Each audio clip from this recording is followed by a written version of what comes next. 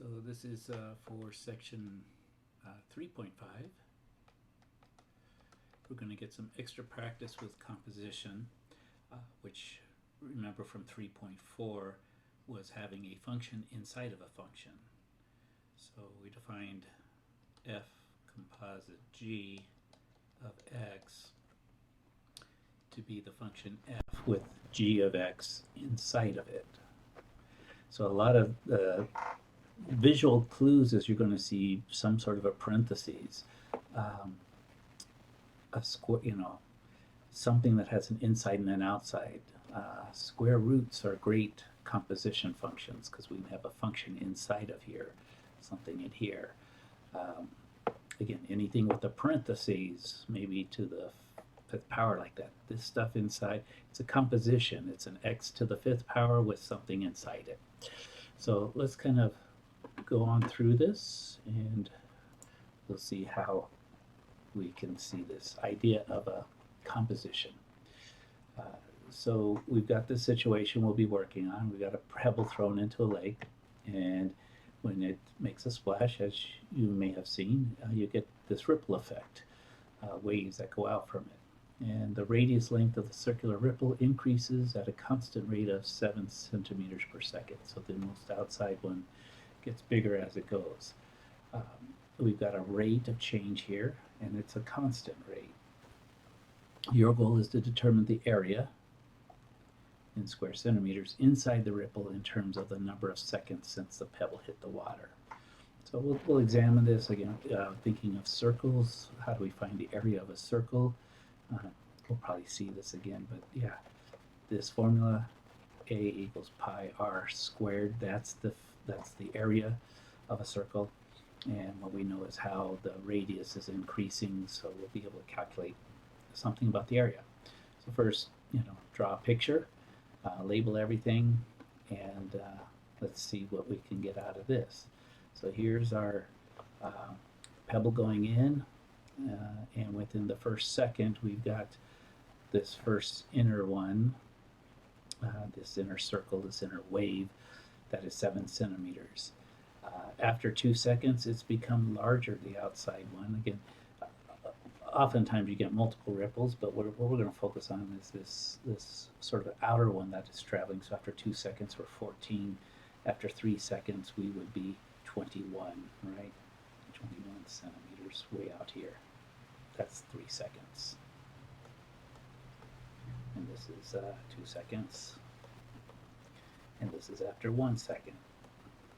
Okay, so now we've got that picture. We'll come back to it. And again, the goal from here is to determine the area of each of these circles as we go, or at least when they ask for it. Okay. So let's keep moving forward. What quantities are varying in the situation? So the radius, right? And the area. They're not asking about it, but actually the circumference is also changing, right?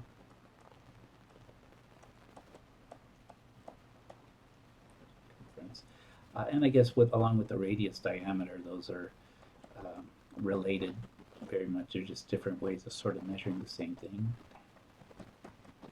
So these are all changing things. As the time since the pebble hit the water increases, how does the radius of the ripple change? Well, it gets bigger. 7 centimeters for each second. Right. So then that's kind of what we're focusing on, because that's the information they've given us. So let me clear out my pens. So erase it all. So yeah, kind of what we've talked about.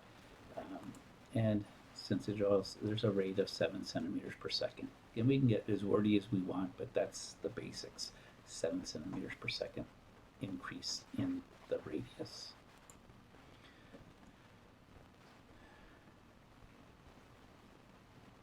So what quantities are varying and how are they changing together? Well, they're getting bigger, right? As time goes on, everything gets bigger. The radius gets bigger, so the area is going to get bigger. So the circumference is going to get bigger. So it gets bigger, right? Everything's getting bigger. So times since the pebble hit the water increases, how does the area of the circular ripple change? It gets bigger, right? And it's going to get bigger in terms of the area formula, what we're going to see. So a radius is a linear measurement. It gets big on a linear basis, but area is a squared. It's squared, so we're going to see that come through. So define a function f that determines the radius of the circular ripple in terms of t as the pebble hit the water. So, and again, the relationship is that for, well, sort of when t equals 1, the radius would be equal to 7 centimeters. We went through that. T equals 2, radius would be equal to 14. So what we can see is as we could just multiply, we take the t value, multiply it by 7, we got the radius, right? So 7 times t. So r really is 7 times t. And we looked at that one that was after 3 seconds, r is 21. Yeah, 3 times t, 3 seconds, 3 times 7 is 21. So we could define it with the function, call it f of t. That's fine, more notation. Now to determine the area, well, remember, we talked about this a little earlier. Area is equal to pi r squared. So that last function that we found that r was equal to 7t. So what we're going to do is the composition part is the 7t goes inside for the r. And this is an implied inside of a function. When we have a square, right, we could put parentheses there. So we're going to see that put out here. The area is pi r squared. So area is going to be whatever our function is, which we got in the last one, 7t, right? So g of f of 4.5, so this is after 4.5 seconds. That's going to give us the radius, right? And then g will give us the area. So a composition of functions. 4.5 times 7, bring out, if we calculated it, it'd be 31.5 centimeters. And then when you square that and then multiply it by pi, because that's the formula, right, we get an area of this many square centimeters. Okay. Mathematically, what happened is we put 4.5 in for t. We multiplied it by 7. That's going to give us our radius. Once we had our radius, we can square it and multiply it by pi, and that gives us our area. So there's a symbolic way of explaining it. And again, we can say, what is 4.5? It's seconds.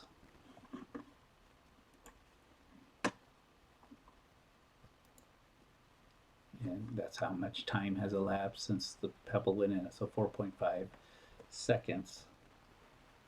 And then f of 4.5, that's going to be the radius since the thing hit, so the length of the radius. And of course, that's going to be in centimeters.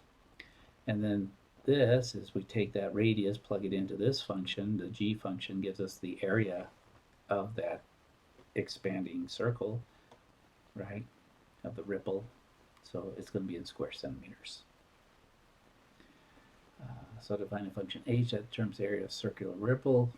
Yeah, we've kind of already done this. So we're going to say h of t is a direct function.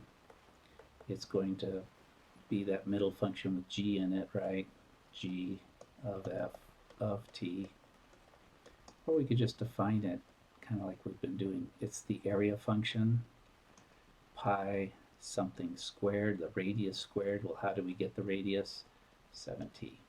Now you can expand this a little bit more, right? We could distribute this squared through, so you get 7 squared, which is going to be 49 pi, and we're just changing the order here, and then we get t squared. So time squared. And they do that right here. So they worked it out for us.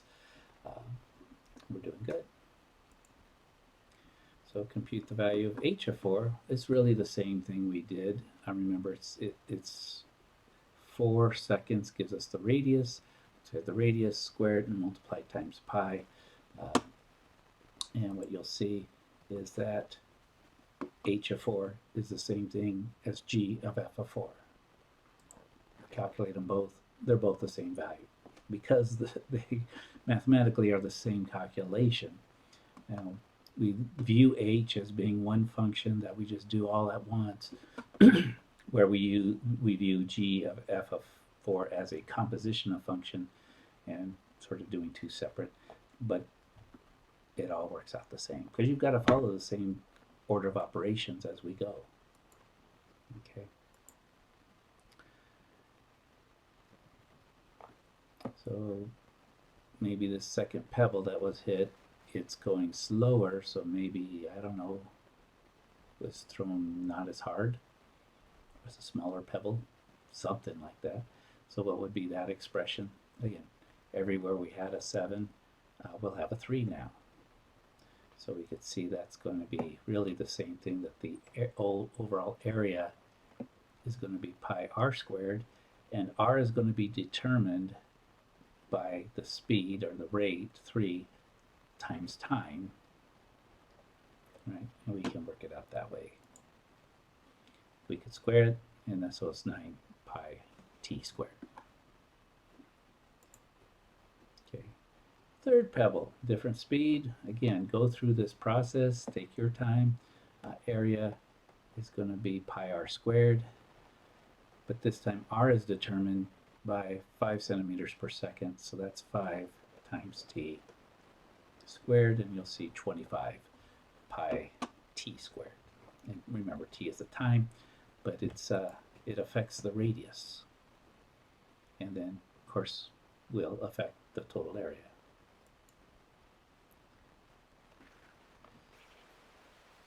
So a circle with a circumference. Now this is kind of getting us back. What is the area of a circle with a circumference that is 15 feet?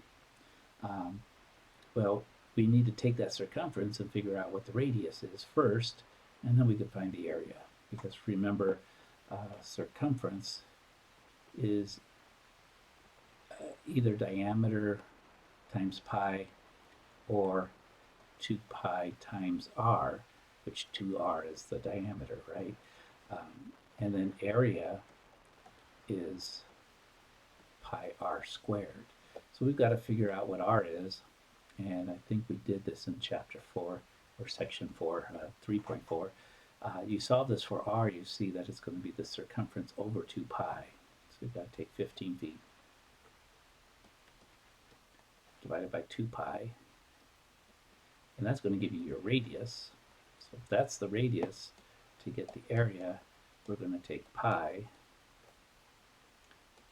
15 over 2 pi squared, and then we could do the math, the arithmetic on there.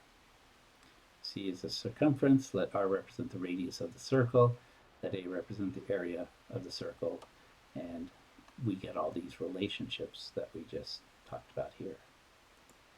Okay, circumference is 2 pi r, so 15 2 pi r, divide both sides by 2 pi, that's our radius. You could actually calculate out, which they did, and then you could take that, square it, times pi, and then come up with the actual area.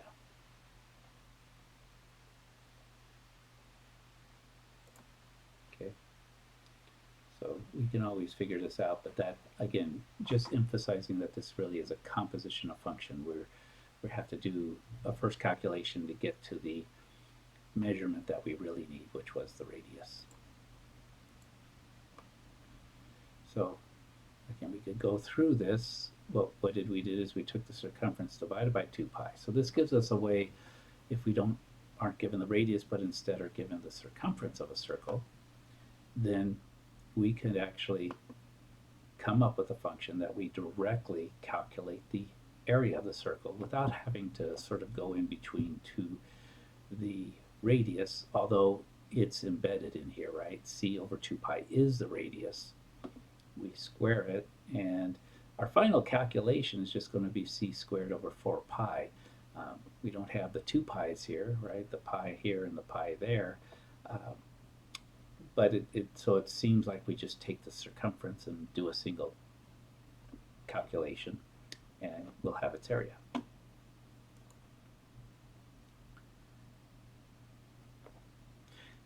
And again, we just already did this thinking of 15, but what we're going to do is this time we start with this function, and what we do is we see we got the same answer because all the steps are there. We just sort of used a simplified form of the function without going through the two steps, the two functions. We just used the one function. That was already a combination. And we do this a lot in math, is when you see these type of things where there's multiple steps, we go ahead and calculate the effect of all the steps, and it makes the final calculation, or the calculation we need to do, seem like a single calculation, but we're actually have already incorporated all the intermediate steps. Okay, so they're the same. Okay. We've got two graphs, and again, this is a connection. So we looked at things as equations, formulas. Now we look at them as graphs, and inputs along the x-axis, outputs along the y-axis. So function g takes its input, the radius length, takes as its input the radius, the length of a sphere, radius length of a sphere, okay, and outputs the sphere's volume. Okay, so radius of 10, we've got a volume of 4,000 cubic centimeters. Function f takes the inputs of radius of the length of a sphere, same type of thing, outputs a sphere's surface area.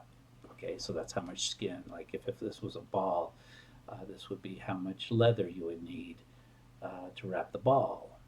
So 10 centimeter radius, you would need, well, it's kind of off the charts here, over 1,200 square centimeters of material to make the covering for the ball, whereas a 10 centimeter radius of a sphere, the volume in that ball, how much air is in there, would be 4,000. Now notice these, the scales are different, the y scales are different, so while the functions may look relatively same, you really can't directly compare them, because this 1,200 is really like only up to here on this graph, so we'd only be seeing about that much, right?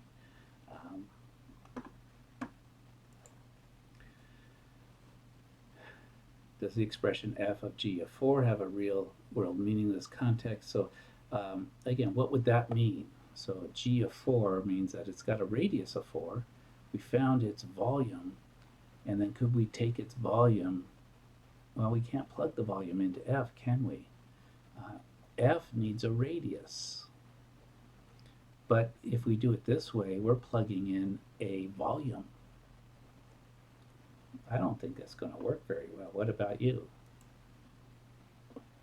Alpha to G is a volume. It's not a value input for F, so we're trying to plug something, a square peg into a round hole is just not going to fit. Okay. How about if we do it the other way around? Again, the same type of thing. Both of these functions need the input to be a radius, but we start off with a radius, but once we plug it into the f function, we now have a surface area, and you can't plug a surface area as an input into the volume function. It just doesn't work. So same, for basically the same reasoning. It has no meaning in this context. It's not a valid input. Okay. So we do have to think through these things. It sometimes seems like just some abstractions, and here's a function, and we put this function inside a function. We can always do it. Sometimes in the abstract world we can, but in this case, it makes absolutely no sense physically what we would be getting.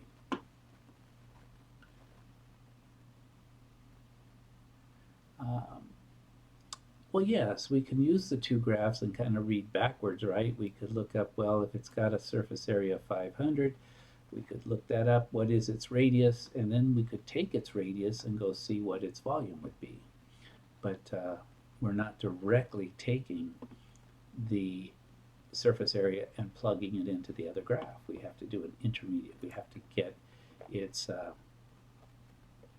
radius. Okay, so we would come here. Okay, 500 is see, right along here, so we could read that. It's going to be, I don't know, not quite 6.5. I'm going to say maybe 6.3. Oh, that's what they said. Okay, so, but I didn't look. I didn't cheat. So then we'd take our 6.3, we'd come over here, and then we could read that approximately it's going to be a little over 1,000 cubic centimeters. You could maybe estimate maybe 1,200 cubic centimeters, something like that. So we could do that. But that's not a composition of functions. It's using two graphs and two functions to get similar things, but it's not one inside the other. It's just saying, okay, if I know the radius of this, then there is this connection. There is a connection between what surface area you have, because that comes from the radius, and what volume you're going to have, because that also comes from the radius. It's possible using the graphs to try to determine the approximate surface area of a sphere if its volume is 3,000. Well, of course, this is the same type of thing, just starting with the other one. Again, we'd go over to 3,000, come down, find its radius, and then we could put its radius into the other one. So again, here, 3,000. So we're reading here, we know the volume is 3,000, so we start with this one. Looks like 9 is the radius. So we come over here where 9 is the radius, and we could read its surface area by going up to the graph and saying, boom, there it is, and then going this way and reading that that's about 1,000 square centimeters. And they say 8.9. Who could tell that, right? Close enough. I'd call it 9, since we're just going to estimate anyway. Now maybe they had the functions. You could get the functions and probably get the exact values, but that's basically what we can do. And again, it comes from this one we read this way, and then we get our radius. This one we take the radius and sort of read that way, and that's the difference. These again are not composition of functions, but they are two functions that are related to each other because they're taking a same measurement, a radius of a sphere.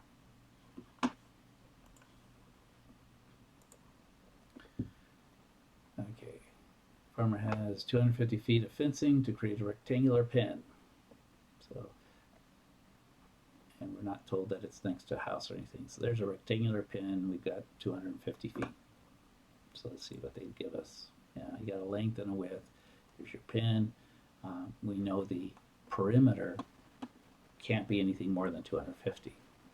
Right? So 2 times the width plus 2 times the length has to equal 250. That's one formula that comes right out. We could solve this for W, which is oftentimes what we do, so that we've got is going to allow us to get down to one variable. And just sort of anticipating these rectangular functions, typically they'll give us something in terms of the perimeter, give us some information that way. But what we eventually want to know is what is the best way to configure this so we can sort of get the biggest area. And so we're thinking area is going to be length times width. We'll have two variables here, but if we can solve the perimeter equation for one of those variables, then it makes our life much easier. So if we solve this for W, and we'll subtract 2L from both sides, and that gives us that 2W equals 250 minus 2L, right? These guys become 0. And then you can divide both sides by 2, so you're going to get W equals 250 minus 2L divided by 2. Now if you want, you can distribute this 2 to both of them. You could rewrite that as 125, 250 divided by 2, minus 2 divided by 2 is 1. So this is another more simplified version you could use for W. And so you could place that in there, and as you can see, we're going to get the we're going to get an equation for the area eventually. Let me just erase my stuff. So 250, they do the solution, subtracting 2L from both sides, divide by 2, and they simplified it. You use either one. Now, if the pin is 85 feet long, what is its width? Well, we could plug that in. If it has a length of 85, you can plug it into our formula, 125 minus 85. It must have a width of 40 feet, right? Because we found this formula, 125 minus L will give us the width. If the pin is 46.5, okay, you know, and then what, 85 times 40 gives us 3,400 square feet. What if we had 46.5? Well, then it's going to have a length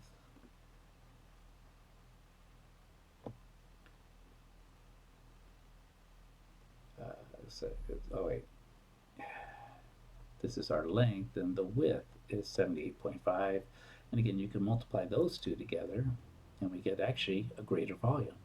So it's better to configure it 46.5 by 78.5 if you want to include more area in your pin. Okay, so just kind of working through there. So in any given L or W, there has to be what L is going to be 125. Well, W is 125 minus L. So if we know, we could also think of the same thing, that L and W added together have to add up to 125. And then we multiply the two together, right? So width times length, and again they solved for L instead of W, get the same type of deal. So that's what's going to be our corresponding area, the width times the length. And what you'll see is that if you multiply that out, you get a quadratic function, right? 125W minus W squared. That's going to give us our area, and it's got a negative quadratic, and hopefully you've seen from the pattern that'll give us a parabola. It's upside down. We will get a maximum volume when we work through that. Okay. And again, getting back to composition of functions. So we'll walk through this g of 2. So we plug that over here. We get 2 times 2 plus 9. It's 4 plus 9 is 13. We take that and we're going to plug it into the f function. So you get 13 plus 3, square root of that. It's going to give us 16, square root of 16, which is 4. Okay, and I'll let them walk through the other one so I don't have to do too much erasing, right? So we find that is the g function, we plug it in. We do the same thing here, except we start with the f function. We put the 61 in here, plus 3, that's 64. So that should give us 8. And then you plug 8 into the h function. 8 divided by 4 is 2. Okay, composition of functions. Plugging the output of one becomes the input of the other. And again, in an abstract sense, we could just go ahead and do this all day, but we haven't really answered. We have to know, in some situations, it might not make sense to do that. And that was the situation with the sphere, those graphs from the sphere. So we've got some equations here. W equals this, B is equal to this. We want to define a function that determines W in terms of B. So notice they're connected both by the Q. Assume that B and Q must be positive numbers. Okay, that's good. Determines W in terms of B. Okay, so again, what we're doing is we're going to get one of these equations in terms of Q first, and then we can plug it in. So W in terms of B means that B is going to have the math done to it, so we want to solve this one first. So U divided by 21, take the square root of both sides. This is why Q must be positive, B must be positive, so that we've got something.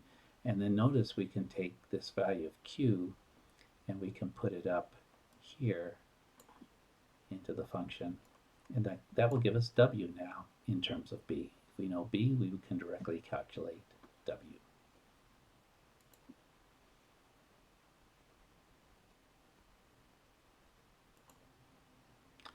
And that takes us to 3.6. So we're going to stop this video and take a little break, and then we'll get into looking at inverse functions.